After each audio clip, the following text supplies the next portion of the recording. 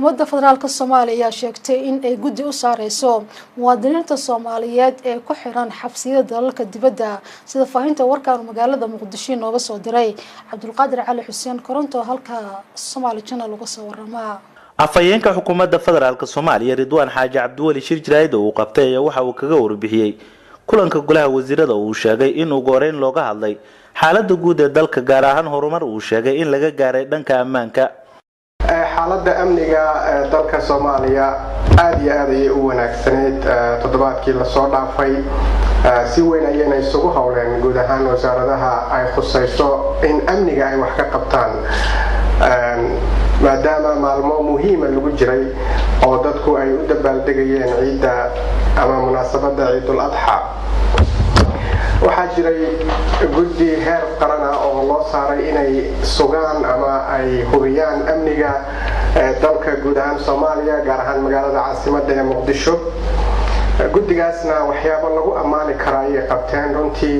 maalmihii la soo dhaafay iyo maanta oo wali dadku ay u dabaaldegayaan ciidda afayeenka xukuumadda ayaa sidoo kale waxa uu sheegay in xukuumadda Soomaaliya ay guddi u saari doonto siideynta maxaabiista ku xirxiran qaar ka mid ah xabsiyada wadamada caalamka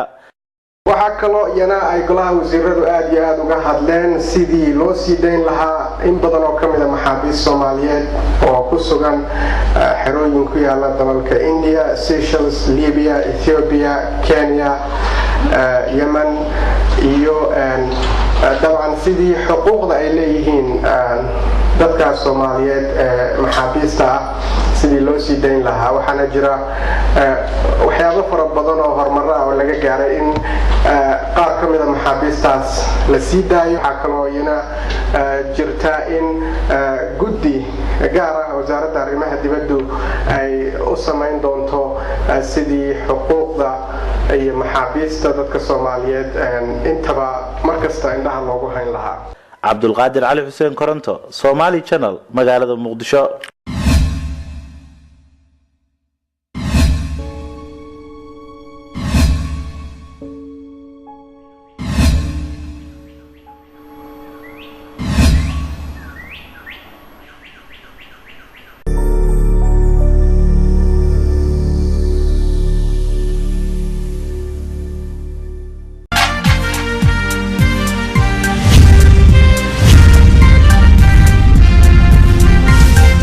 xukuumadda federaalka Soomaaliya ayaa sheegtay in ay guddi u saareyso muwaadiniinta Soomaaliyeed ee ku xiran xabsiyada dalalka dibadda sida faahinta warkaan magaalada Muqdisho nooga soo diray Cabdulqaadir Cali Xuseen Koronto halka Somali Channel uga soo warama afayeenka xukuumadda federaalka Soomaaliya Ridwaan Xaaji Cabdiwali Shir Jiraayid oo qabtay waxa uu kaga warbixiyay kulanka golaha wasiirada uu sheegay in uu gooreen looga hadlay xaaladda guud ee dalka gaar ahaan horumar uu sheegay in laga gaaray dhanka ammaanka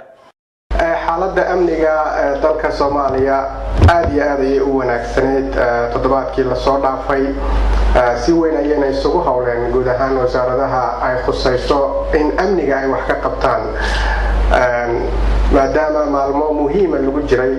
oo dadku ay u dabaaldegayeen ciidda ama munaasabadda Ciidul Adha waxaa jiray guddi heer qaran ah oo loo saaray inay sugaan ama ay hubiyaan amniga dalka guud ahaan Soomaaliya gaar ahaan magaalada caasimadda ee Muqdisho guddigaasna waxyaabo lagu amaani karaa ay qabteen runtii maalmihii la soo dhaafay iyo